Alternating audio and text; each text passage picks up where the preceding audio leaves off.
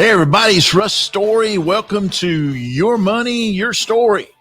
It's good to be here this morning. We're excited. We're going to talk a little bit about some current events, some things going on. We got a lot to talk to you about here this morning. We want to hit it for you. There's a few things going on in the world. The last week or so have been kind of chaotic. Folks have been worried a little bit about gasoline and the economy and things going on. I want to talk a little bit about Charlie Munger. If you know who he is, you probably do. If you're an investor or been doing this like I have, he wrote a book. It was pretty cool. It's called The Complete Investor. Today, we're going to talk about Hello, Charlie, what's sassy, and gas prices and plastic bags. I know I'd go from rags to riches if you would only say you care. Okay, let's talk about old Charlie here. Hello, Charlie, The Complete Investor. It's a great book. I recommend it. Charlie Munger, he's a really young guy if you hadn't heard of him before. He's only 97. Okay, so he's young, Hannah, really. 97 years young. Yeah. And we're going to talk a little bit about him and Warren Buffett and some things going on. I'm curious I want to make sure everybody knows who they're dealing with. I'm Russ Story. I'm president of Story Wealth Management Group. We are a full service investment banking brokerage firm.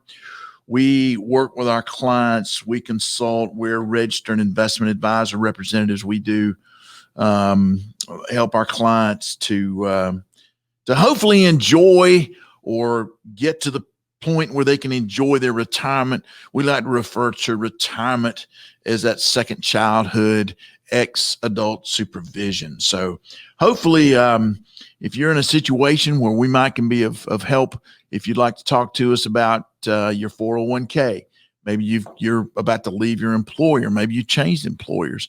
That's something we do an awful lot of. We help people with that.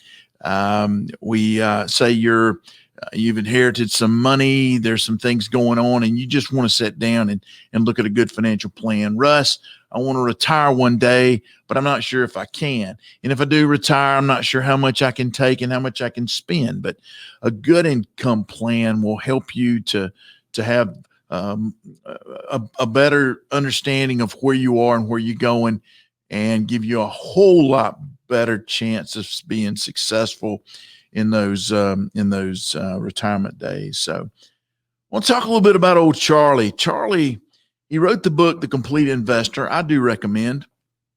Charlie is an attorney. He is the successor for Warren Buffett, I think, at Berkshire Hathaway. That's kind of a funny thing. But Charlie Munger and Warren Buffett, Peter Lynch, there's a bunch of these guys who are really just icons when it comes to the investment business and investment management over the years. Charlie's had some really great quotes over the years. And one of the things he said recently about the cryptocurrencies, about Bitcoin and some of these other things, he said, I don't welcome a currency that's useful to kidnappers, extortionists, and so forth. Okay. Now I kind of understand where he's coming from when he's talking about that. And I think the last week or so kind of brings that into focus. He also said some other cool stuff. Charlie said, the best thing a human being can do is to help another human being know more. So for you school teachers out there, Charlie thinks an awful lot of you, right?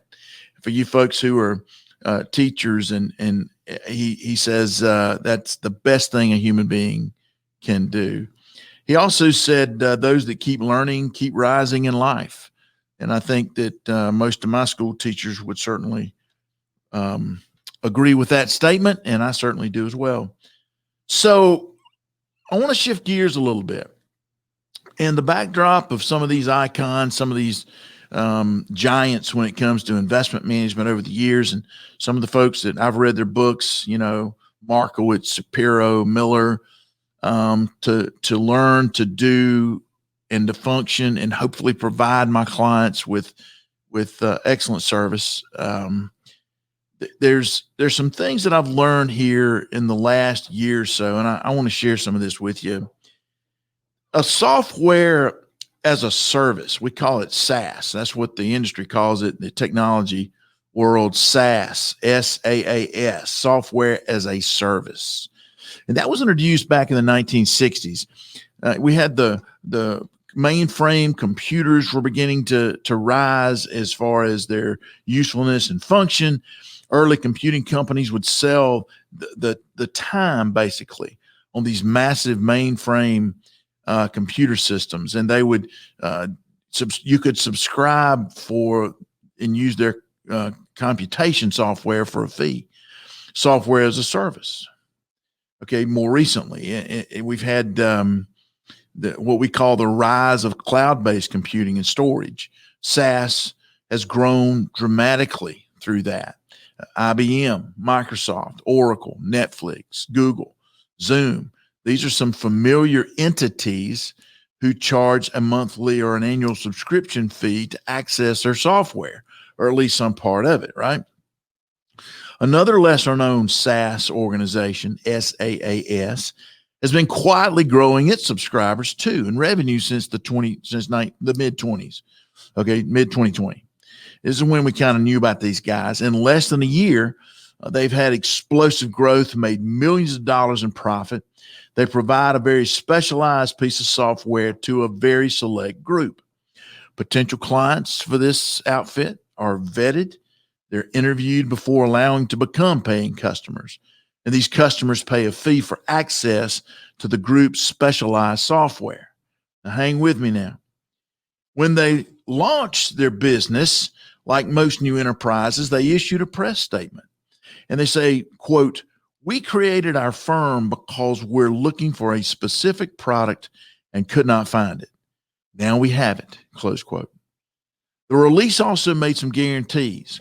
Quote, "Support in case of problems and deletion of all uploaded data after payment." On May 6, 2021, one of the group's subscribers contacted Colonial Pipeline Company to negotiate a deal. Colonial operates the largest pipeline system for refined oil products in the United States. The Colonial Pipeline, two major pipes, it stretches about 5,500 miles from Houston, Texas, up into New Jersey. And the lines are about 3 feet in diameter, I'm told. One's devoted to gasoline, and the other is dedicated to diesel, home heating oil, and jet fuel, particularly. Colonial transports about 45% of all the fuel consumed on the East Coast. All right, let me say that again. Colonial transports about 45% of all the fuel consumed on the East Coast. They serve more than 50 million people, 7 airports, and the U.S. military. Okay? 50 million people depend on this particular energy source for some part of their activities of daily living. Okay? So this highly skilled, successful, very profitable enterprise is not a company. It's a criminal gang, right? It's a criminal enterprise, and they're based in Eastern Europe or Russia. Best we can tell, they're known as Dark Side. So Dark Side, their SaaS is actually a RAS, RAAS, which is ransomware as a service. The gang subscribers identify a company they believe can be infected with a particular type of virus designed to control a network and lock it down before they can extort the target company for a quick and quiet profit. They don't want to attract a whole lot of attention. They just want to shut it down quietly and have the folks pay up, and then they'll turn the software, turn their systems back on again, right? Give them the code or whatever they have to do. Colonial is transporting millions of gallons of gasoline, very highly explosive material. They decided to shut down the system once they had lost control. Rightly so. Boy, that was a good thing to do. This forced the ransom attack to be anything but quiet. It actually ignited panic, a demand for gasoline in the southeast and east coast of the United States. Apparently, people were trying to fill anything they could with gasoline when they could find it there for a few days on the east coast of the United States. Some people were trying to fill their gas, fill up anything they could. They would use plastic bags as gasoline. And that prompted the U.S. Consumer Product Safety Commission to release a statement saying, hey, do not fill plastic bags with gasoline. Only approved containers, please, right? So this pipeline paid about $5 million in ransom, according to Bloomberg, before they could give their, get a code so they could turn their pipeline back on and regain control, right? It was paid in what's called cryptocurrency. Okay, you see kind of what Munger was talking about when we started out. This cryptocurrency, they had to pay them in that untraceable cryptocurrency to regain control of the system in the pipeline. This gang released a series of press releases after this, or apologies, and then a closure. Basically, one of the things they said, and this is a quote, "We are apolitical. We do not participate in geopolitics. Do not tie us with a defined government and look for other motives. Our goal is to make money and not creating problems for society." They just want to make money. Another quote, "A few hours ago, we lost access to the public part of our infrastructure." Okay, that was something else they said. Also, a few hours after the withdrawal of funds from the payment server, our clients were withdrawn to an unknown address. So apparently that money was sent to an unknown address. And of course, these extortionists took off and made off apparently scot-free with the money. So, I'm not sure these events and types of threats to our infrastructure, our economy, our national security will I'm sure be met with more vigilant oversight. I'm sure there's a lot of folks working real hard to try to regulate and control these type of activity. Control of the money, which will likely spur attempts to regulate cryptocurrencies, I believe. I don't know the significance of those attempts, but there will certainly be consequences to this particular act. And the reality of the situation is this has been going on for quite a while.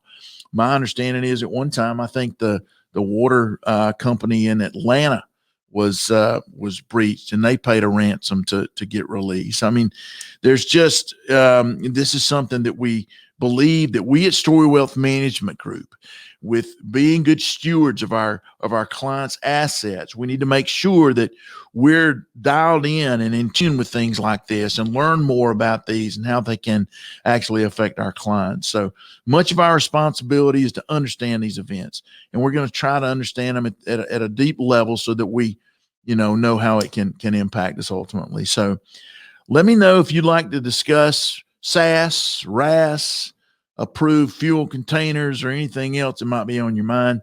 Again, this is Russ Story. Give me a call at 912-384-0030. You can check us out on the web at storywealth.com, storywealth.com. Send me an email. I'll answer you. rstory@storywealth.com. Hey, don't put your gas in those plastic bags, right? You guys have a great week, and God bless.